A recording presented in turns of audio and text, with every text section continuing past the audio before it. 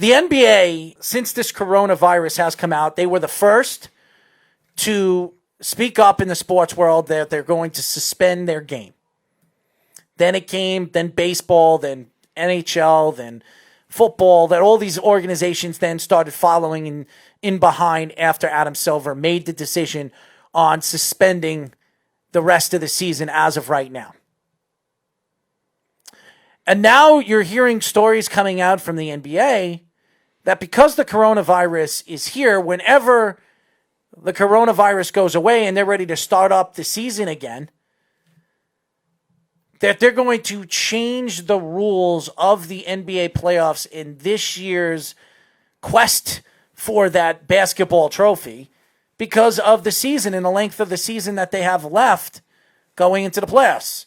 And if you see the new rules or the new thoughts of what they want to make this year's playoff run be, is they want to find one place for all these teams to go and play, like the NCAA tournament, like the NCAA championship, the Final Four. Well, each round has its own spot, but yeah. And I don't think this, and I understand they're trying to protect from the coronavirus, but they're coming back when practically the coronavirus will be gone, where it won't be an infective virus where people can catch it instantly.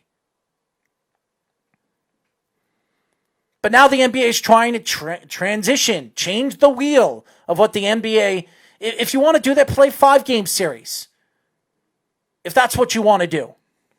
You're hearing 3-game series, best out of 3. You're hearing a championship where you're going to be playing in practically locations. You're not going to be in Madison Square Garden if the Knicks are playing. It's not going to be in Chicago if the Bulls are playing. I'm just giving names right now. Right, and the other thing, too, is the reason that these seeds are determined this way, and obviously home court is determined this way, is part of it is being able to stay comfortable and not having to travel as much, too. Travel lag is part of any sport, and it's part of the challenge of being a road team. Now you're taking that all away, where every team's going to have the same level of travel because they're all in the same hotels. They're all, well, not in the same hotels, but they're all in the same general location, and that's going to take away. And obviously, it's going to take away home field advantage not having the fans anyway. But teams that are lower should still have to travel if they need to the cities they're playing to, and vice versa in each series. That's what really I think takes it away from me, no matter what the length is, because again, with the length. Yeah, okay, they might have to shorten it anyway, depends on when it starts, but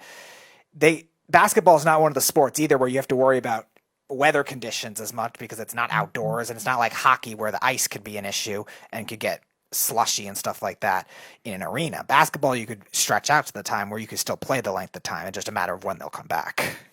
And I think that these rules, the transition of these new rules that they might implement going into the playoffs this year, just for this year, it really ruins the fact that there should be an NBA playoff. It really does. Because all these teams, just like the NCAA tournament, all those teams that work so hard all season long to get to the final, to get to the NCAA tournament, to have the opportunity to go to the Final Four. Just have the opportunity. Especially the small market teams. And then they cancel the NCAA tournament because of this virus, which I understand. I understand what they're trying to do. They're trying to protect the younger players. But the younger players are probably the more reliable source that will survive the coronavirus, because this virus really kills the younger and the older person that has viruses of their own, or they have deficiencies as far as kidney problems or cancer, whatever the heck they have. That's, to me, and I understand what the NBA is trying to do here, but changing the rules, then don't have the rest of the season. Don't have a playoff. Cancel the season, because you're never going to look at a team. If a team wins a championship, you're never going to look at that team as they were the true champions of that year, because they didn't earn it. That's the way I look at it. Professional sports should be earned. You should earn the opportunity. Mm-hmm. And again, especially for the lower seeds of what would be, you're not going to have the same travel struggles that you would normally, especially in the NBA where you don't see those kinds of upsets normally. Sometimes, obviously, with the NHL playoffs with the eight teams, you could see that, but not in the NBA. And usually, those road teams have to travel a lot, and you're just going to take that away. It's going to be a big advantage to the 5 through 8 seeds that normally wouldn't have to do that. Now, obviously, depending on where it's located, there could be somewhat of not a fan advantage, but a location advantage where they wouldn't have to travel as much. If it's one of the locations that was brought up is in Las Vegas, which in an NBA final circumstance could be an advantage to the Western Conference team, depending on who makes the finals. But in terms of just an overall judgment of the seeding, it's not going to make as big of a difference. It's going to be an advantage to a team that would normally have to travel on the road for those longer trips, especially the 5, 6, and 7 games where they have to travel constantly. It changes the game, the ethic of where basketball is and where it's changing into. I understand this has a lot to do with the virus situation, and I understand the NBA is trying to be an organization that's the lead organization out of all these organizations, where they're going, all these other organizations like the NFL, like the NHL, like the MLB, they're going to follow every single thing Adam Silver does, because a lot of people believe he is the only guy that has brains as a commissioner in professional sports. But I don't think it's really that hard to have individual travel if they're concerned about maybe the players getting too close or the players getting too close with people working with the airports or anything like that. I think there's ways for these players, especially NBA and tons of rich contracts, to have individual travel where they can still deal with that, and then they can stay in their own hotel rooms in that particular city or outside that city in the suburbs. They have enough money for that. I don't see why they have to take away the travel aspect. And even though it's not a big home crowd, at least the home city advantage that teams like the Lakers, teams like Milwaukee in the East would get normally in this circumstance. It's just a good argument. And again, the NBA is going to try to find any possible way to make sure that this playoff run exists, and it's going to happen this year. I think I could see more of the NHL canceling the season just because of the way the game is played and how the speed of the game and the opportunity to sit back and wait until next year to go make another run for Lord Stanley's Cup. I know it would be the first time that an NHL team would not win a Stanley Cup in almost 100 years. I can understand that, but I also look at the way the game has changed in the NHL and the way the game is really implemented in the NBA and the NFL are completely different. And that's why I think baseball will still find a way to have at least 130, 140 games. Because I think that's just the way baseball is. They want to implement as many games because the more games there are, the more money the organization makes and the league makes as a whole. And that's why the NBA is bringing back. They'll definitely have a playoff run, even though they might change the rules and the thoughts of how it's going to be run just because of this year and the coronavirus. I just think if you're going to have a playoff, have a 5-game series and do it the same way you do it every single year. If you're going to make this into a wishy-washy way where you're trying to sell something that doesn't exist in a way that you're putting it on a platform that is already a big platform and it's the number 2 sport in all the professional sports here in the United States, you're going to ruin I would say ruin the numbers for this year's playoff run and also hurt the thought that the growth of the sport because of the whole coronavirus. Well, I don't know if it would ruin the numbers just because I think it would. Just because I think in terms of the desperation of people to watch sports, they would just want to watch it just to watch it, even if you know what's going to happen, like the Lakers against whatever 8 seed they would play. People would watch just to watch because they're desperate to watch sports. If it's a 3-game series with the Lakers have a chance to lose.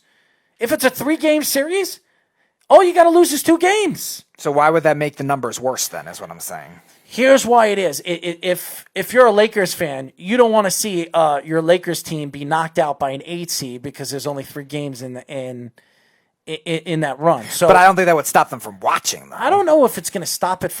Speedy, you're misunderstanding. Well, that's how the numbers are judged with the TV ratings. Well, again, it's going to hurt TV ratings because you're not going to play as many games. So you're only playing 3 games when you can play 7 games in a series and absolutely completely take over the ratings in all of professional sports. You're cutting the games down, and you're hurting the system for what it's been implemented for almost 100 years. Right, but between the desperation for people now to watch sports and also the importance of each game, I don't think it would necessarily downgrade the ratings, especially with the NBA playoffs the way they're structured. A lot of the first round, it can because you're only playing 3 games to 7 games that you can make. But more depending money on the with. series, a lot of those first round series are blowouts anyway. Not all the time. Sometimes the 3-6 ones are good and the 4-5 ones are good. But the Lakers are going to be a lot better than whoever's below 500 as the 8th seed, most likely. And in the East, that definitely, you're going to probably have a 37-38 win team. Probably the Nets or the Magic or something like that would have been the 8th seed if they played out the season. That would take away from that, where a lot of those games, all right, as the 8th seed, once it would be 3-0. Those games would be like, all right, yeah, we know what's going to happen anyway. Let's just move on to the next series, where that would take it away. Fans watch for importance, and fans watch for the desperation of just having sports in. So I don't think it would impact the ratings as much. Maybe long term it could, but I don't think short term it definitely would, just because we're so desperate to watch sports right now.